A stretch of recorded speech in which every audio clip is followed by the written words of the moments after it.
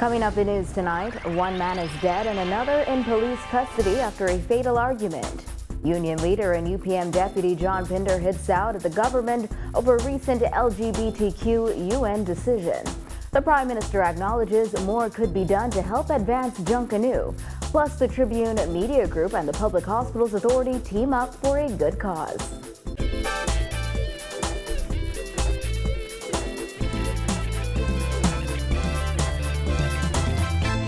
Welcome to Our News. I'm Dana Smith. Thanks for joining us. Topping news tonight, one man is dead and another is in police custody after the victim was struck with a blunt object by another man last night.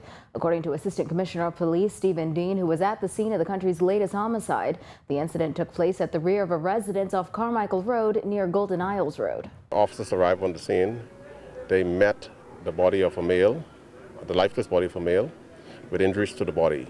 Dean said preliminary investigations revealed the victim and another man had gotten into an argument which turned fatal. Two males were involved in an altercation that resulted in this male being fatally struck with an object. Dean said police are still investigating the incident to determine what happened, and he appealed to anyone with any information to come forward. Police are in the preliminary stages of the investigation to determine exactly what's happened. We are interviewing several witnesses to determine what might have led to this incident. We are still appealing to members of the public who might have been in the area or who might have been canvassing there. Immaterial to what information you have, we are asking you to please inform police about what you might know. However, police didn't have to look very far for a suspect. A male turned up to Carmichael Road Police Station who was assisting police with this investigation. And over in Grand Bahama, a man is in hospital in serious condition after he was shot. Reports are that shortly after 12 p.m. yesterday, the victim was in the Grenfield Avenue area when another man in a car brandishing a gun opened fire and shot the victim multiple times. He was transported to the Rand Memorial Hospital via private vehicle. Police have a man in custody who is assisting with investigations. In other news tonight, in the wake of United People's Movement leader and Marco City MP Greg Moss accusing the Christie administration of advancing a so-called gay agenda, his deputy in the party, John Pinder, is also speaking out. This after the Bahamas supported a move by the United Nations to protect the LGBTQ community from violence.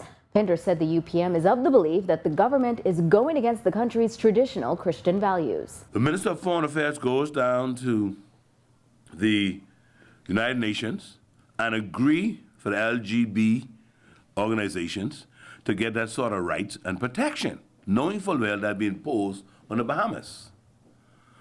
And this government, we believe, would have tried to sneak in some law in any event to protect this group of people. This is not a very large group of people who wants to live that promiscuous lifestyle, as far as we see it.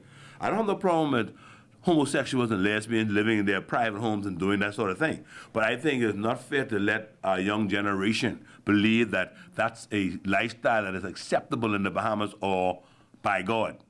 On December 19th, the Bahamas at the United Nations General Assembly supported the appointment of an independent expert on protection against violence and discrimination based on sexual orientation and gender identity.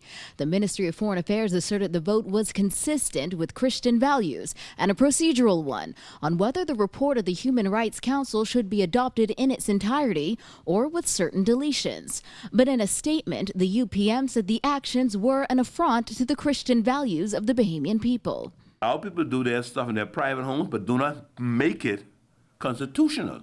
Do not give them a constitutional right. And the church has to preach and pray against this and cause people to see that it is not the way God created human beings to be. He wants us to be fruitful and multiply. Two of the same sex cannot multiply. The UPM said the laws and customs of the Bahamas already support the protection of people against unlawful violence, and this latest move is nothing more than a backdoor attempt by the PLP to subvert the will of the Bahamian people, as was expressed during the gender equality referendum.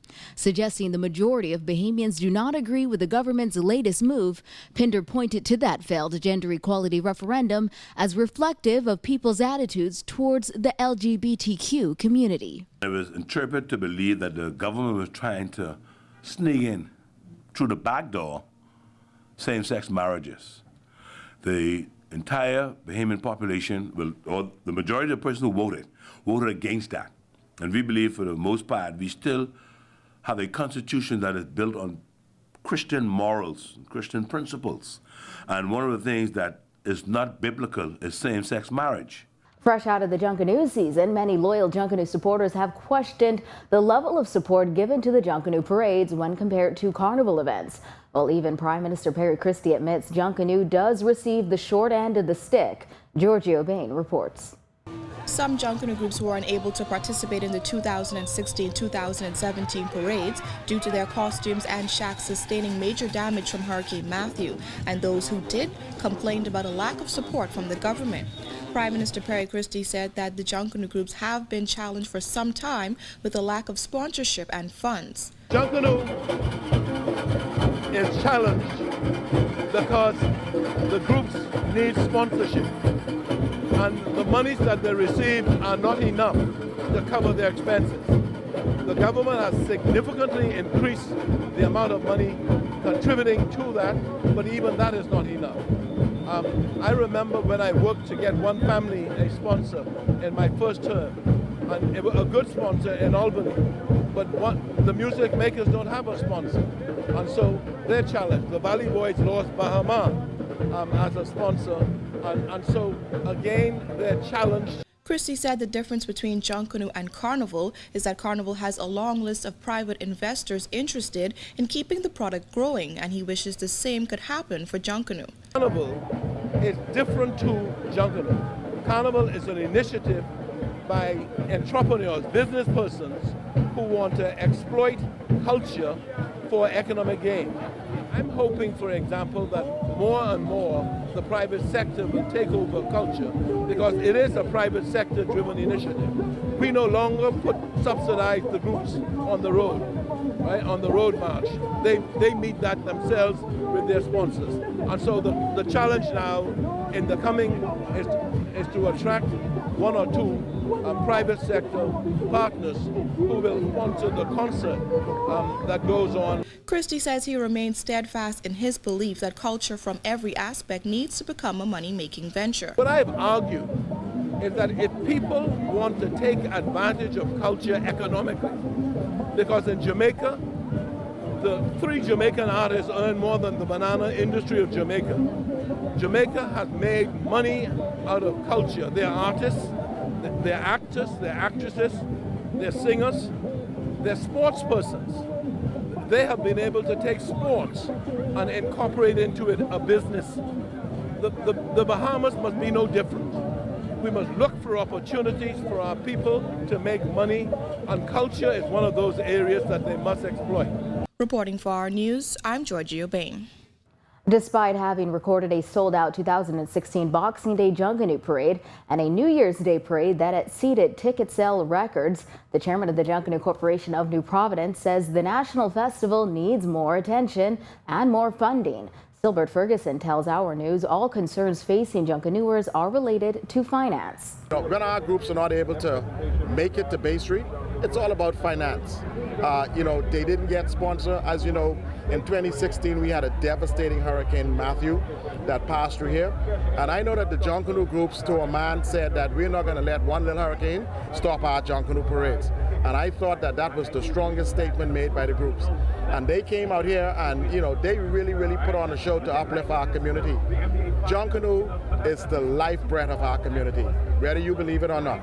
Anything that goes flat in this community, you hit one drum and you will elevate everybody in our society. Ferguson also continues to commend the parade management team, which thankfully had good weather on its side for both parades this season. And I think we have had fantastic parades this year. I think if we go back in history, we have to thank the Almighty God for the great weather that we got. Not one drop of rain, and those parades went off like clockwork. I think the team should be commended. The JCNP is a planning body all year, and then turning over the blueprint to a management team, and then the groups really being steadfast in their presentation on Bay Street. The New Year's Day Junkanoo results are expected to be made official on January 15th. When Our News returns, the Tribune Media Group and the Public Hospitals Authority join forces to improve pediatric health care. Stay tuned.